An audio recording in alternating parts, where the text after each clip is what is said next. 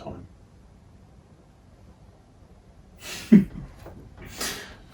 Hello, everyone.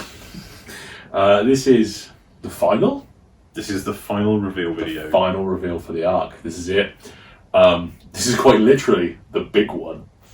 So, I mentioned in a previous reveal video that we'd kind of semi-revealed something if you're paying attention, and at time of recording, no one has commented on it or spotted it or said, "Oh, wait a minute, isn't that so and so?" Well, we've got a Titan this set. You'll find him under the packaging Yes, in the booster box. Yeah, in the booster box, lift it up and he'll be under there with the accompanying appropriate cards. So, I present to you Scorponok, Brutal Warlord. Titan, leader, beast, melee. He is 18 stars. So not a small boy. 8 attack, in alt mode, 25 health, 2 defense. So, before the game begins, you may put an Electro Stinger from your deck onto this. We'll get to that in a moment. When you flip to this mode, draw a card. This begins with Lord Zarak on him in head mode. We'll get to him in a moment as well. And then the big juicy bot mode. We have body mode, sorry, not bot mode, body mode. Titan, leader, melee. He is 8 attack, 2 defense, bold 1. When this attacks, you may play one of your flipped upgrades onto this after the battle. If you don't play an upgrade this way, flip this. So, 25 health, it's big, but unlike Fort Max, he's not a double headmaster or whatever they're called. I can't remember the exact term for them. He just has the one head. When he goes, Lord Zarak pops, and then it's just Zarak. So he needed more than 50. Fort Max got 15 health. He needed more than that. Yeah, for sure. He's the main focus. Don't get me wrong, like Zarak is obviously cool and thematic, but the main focus of your deck is Scorponok, really. He comes with a few special things, which we'll get to in a moment. But yeah, obviously you're going to be using his body mode to farm the upgrades you need. And then once you've got them, and you don't need any more, flip it back and you get to draw a card. Or if you miss, if you flip and you only get actions, flip it back, draw a card. You need to cycle through and get those cards as quickly as possible. So, we'll go to Zarak, Lord Zarak, ruler of Nebulon. Oh, it's fun saying these words. He's a leader in melee, in bot mode. He is 6 attack, 10 health, 1 defense. He has focus 2, and he has tough 2. When you deploy him, you can put a Zarak's shield from Scorponok onto Zarak. We'll get to that in a moment as well. But his head mode, he gives plus focus 1 and a tough 1. Again, really trying to fish for those upgrades as much as you can. So yeah, he's 6 stars, so that takes the deck to 24, leaving you enough for a stratagem. Because I think all the big boys need a stratagem, really. Yeah. Yeah. So again, he's fine. He's no Cerebros. But again, the theme of this deck is not to get Fort Max killed and bring out Cerebros and start cycling those shields and things like that. But where the big boy shines, in my opinion, we'll go straight to the Electro Stinger of Scorponok. So it's a utility, white icon, put on Scorponok only, in his PS2, can't be scrapped by your opponent's cards. While Scorponok has Crushing Claws and Zarak's Shield, he gets an additional PS5. So he is a set collector. You want to get all his upgrades on him, hence the ability to fish through the upgrades, hence the decent health pool. If it was too low, you never get there. You want to be able to get the upgrades and feel the big boy doing the big boy things. So yeah, and this is the one that you'll start the game with. You'll automatically get it. I just felt that, again, if you're doing a set collection with the amount of removal in the game, you need something that's permanent. You need something that sticks. So you start with the Stinger, it doesn't go away. You can overwrite it if you want to, but yeah, your opponent can't get rid of it. They can dismantle it. Dismantle, disarm. Yeah. Goes back to your hand. Then you just play it again. But then it's gone, at least for a turn. So, the shield, this is what Zarak will get if you have it on him, is a orange icon, armor upgrade, gives you a +1 static defense. While this is on Scorponok, he gets another +1 defense, so you go up to 4 with this on him. While this is on Lord Zarak, he can't take more than 3 attack damage from a single attack. Gives him a bit of time. If you've got the shield, it gives him a bit of time to hang around. He's 1 defense, 10 health. He's not the most survivable of boys. No. This can be scrapped as well. Like, Yeah, it's not protected. No, from anything. no. So. This will get bashing shielded a lot. Yeah. But at least if you get that turn where your opponent hasn't got it, you're gonna stick around for a little bit. Could be laughing. So the crushing claws. So this is where we kind of spoke the character, because that's Scorponok's claw in this card, and we showed it off, name and what it was. Not what it did, but we did show it off in the spoilers a while back. So it's a weapon, it's a blue icon. Up to 2 crushing claws can fit into one of Scorponok's weapon slots. Gives you a static +2 attack. When the upgraded character attacks, if you have no other characters and flip orange, black, blue, do 1 damage to each enemy. So obviously if you have 2 on them, you'll do both triggers, both claws, so you'll do 2 damage to each. So we discovered in testing that he was lacking that kind of AoE direct damage spread that a lot of the bigger characters have and kind of need. So we changed what these did and went for this. I'm not going to say what we did originally in case we decide to use it in something else. But we did kind of go back to this idea, and this just felt better. And I think it's more in keeping, like him just smacking something for big damage and then just sort of wading through the little guys that are left hanging around, So yeah, if you get, and the thing with this as well, you can play this on someone other than Scorponok. It's not just for him. You can put 2 on Scorponok, but for everyone else you only have 1. But the effect doesn't trigger unless they're your only character. So, sorry, no sticking them on Living Weapon Megatron and having fun. You still can, but he's got to be your last character. Yeah, and you can put 1 in each of his slots, right? So you could potentially have 3 on him. Yes. Yeah. But whether or not you'll keep 3 on him is another question.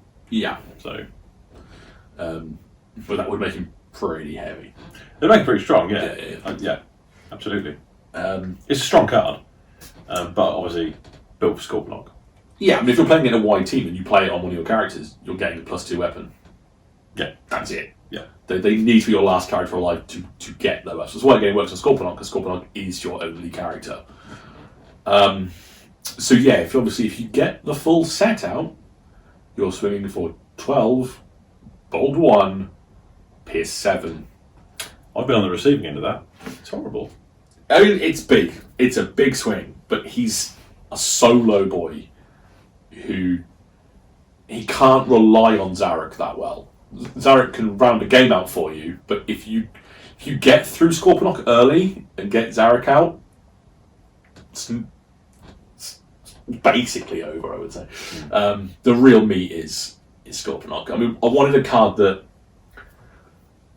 I didn't just want to put down a character that had 50 health, because that's just difficult to chew through. I wanted a character that could stand alone for a while and do a bit of work, but had that weakness that if you got 3 out of 25 health, then you're like, oh no, I've just got Zarak left. But he is a lot of fun to play, especially when if you can get the upgrades out quickly, you'll wreck. Like that Pierce 7 means that a lot of the smaller guys will kind of get one shot, but they should. They kind of should. He's this big, just grab them, squash, done. Yeah, I had a lot of fun playtesting this guy. I know you didn't enjoy being beaten up by him, but hey, he wasn't. He's good. Again, he's not super strong. Another point I will make out: you don't have to play him with his upgrades. You don't have to play the claws or the Zarak shield or the Electro Stinger. You can play him without. You can still use his ability. I swing out, I'll pick an upgrade. Oh, cool, I'll take the force field instead of the Zarak shield because I haven't got them. Oh, I'll take this fusion bore, or I'll override that with a master sword blade flip. You absolutely can do that. But why wouldn't you? But why wouldn't you run the claws? Why wouldn't you run the Zarak shield? Why wouldn't you run the Stinger? We tested it both ways. Both seem equally viable, but I will say that the response we got from everyone who tested it was it's more fun playing with the claws than the shield and the Stinger. It's a theme. It's a mini game in itself. So. Yes, yeah. I think it's the first set collection we've got in this game. It's such a Euro game thing to do. It's set collecting. We need worker placement next, and then we sort it for the board game franchise. Nice. Yeah, I had a lot of fun with Scorponok. Again, one of the first characters that when we were banding around ideas, I was like, I want Scorponok. We're 5 waves through and no Scorponok, and I was like, banging the table, literally. Just think though, if the game had continued, we probably would have had a Scorponok. I like to think so. He was in Earthrise, so he would have been Earthrise's combined big lab character. I think. Hopefully, I say he was. As a kid, he's one of my first Transformers. I had the G1 Scorponok, and again, I just wanted to make him and whack him in the game. But there you go. He's there. You play him, have fun with the big old Titan boy. Let us know what you think. Hopefully tomorrow you'll be playing with it. Yeah, hopefully you can get it printed out, load it down, download it. That's the word. Load down that file. Do something with it. And you can print them off and play with them. Let us know what you think. Give us a like and a subscribe and a share and join the Arc Facebook page if you haven't already, and other stuff. I mean, as this is the final video, and a big thank you as well to Jamie from Part by Primus, because we've got no artwork for this big boy. Yeah. Obviously, this is the only one we put out where we needed custom art, and Jamie said, "I'll do it." Yeah. And he's put out a bang, and we've got some custom artwork. So yeah, cheers Jamie for doing that for us. Yeah. In general though, to anybody that has watched the videos, been hype about the cards, everything culminating with tomorrow's release, it's all thanks to you, thanks to the passion of everybody that's still playing this game despite the cancellation, all the fans. Thank you so much for your love and support. I will keep doing this until the day I die. So, well, I don't know about that. That's what. Oh no! But yeah, I'm saying it's because of you that we're doing this. So yeah, thank you so much, and we hope you enjoy everything. Thank you to everybody else at the Arc. So everyone from Wreck and Rule, Powered by Primus, Matt, Carl, Mike especially. Mike has through everyone else, Mike especially. But Mike has helped bring a quality to these cards that would have it would have taken us. It definitely would have been as good without Mike. And who knows where we'd be with this project right now? Yeah, Mike and Carl are I don't want to say the unsung heroes of the Arc, but I think that they don't have YouTube channels. No, they don't make video content, so you haven't probably seen them. But Mike is just the guy who's making these cards look as good as they are, and Carl is the guy who's literally going with a fine-tooth comb, going, that card is not worded correctly. Yeah, that card needs to be phrased this way, that way. The icon, I had no idea. The icon, it didn't even occur to me to check. The icon colours have a specific order they go in on the card. Yeah. When aligned with other colours, like no, if it's orange and black, it should be in this order. If it's blue and black, it should be that order. Like such simple stuff like that you don't think of when you go, I'll just whack some colours on there. It's fine. Like no, he was so on it. Change those colours around. That wording needs to be in bold. That needs a parentheses there. Like, and it just means they look and feel and read the way the proper cards do. Yeah.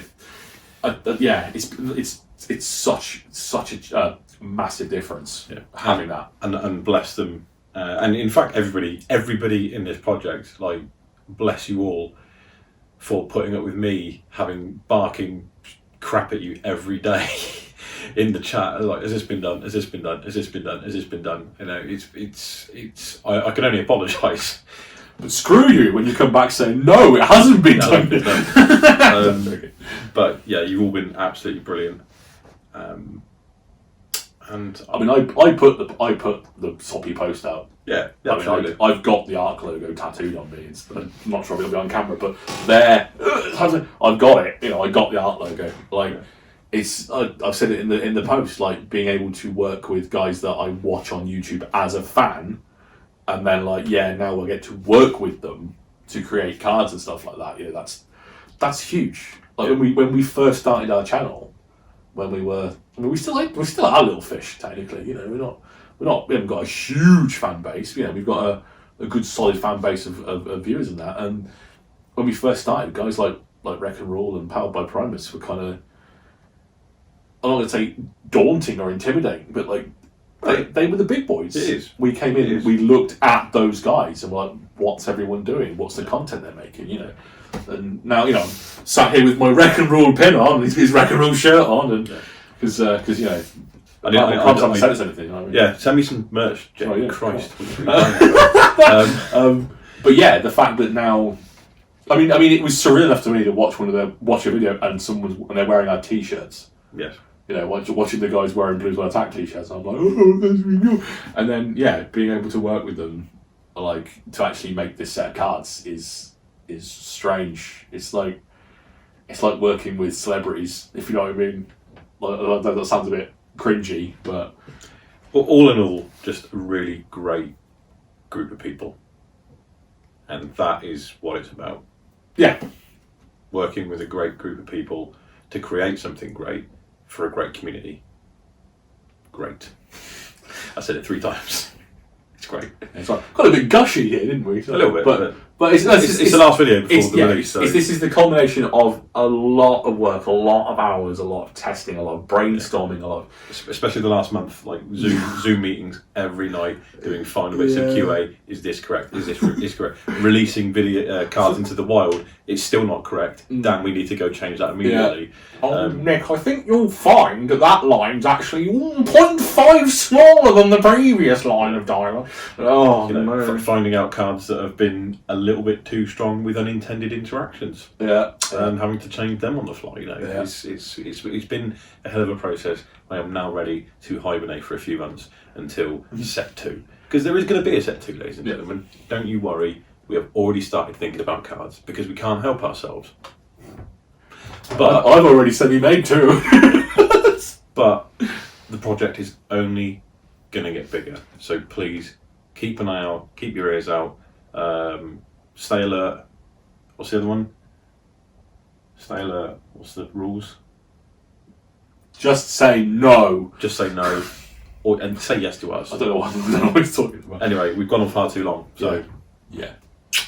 They're not watching at this point. There they are. The card reveals have been done. They've gone. Yeah. But yes, we will see you with some gameplay videos on the channels. Go and check those out, and we'll see you soon. Bye.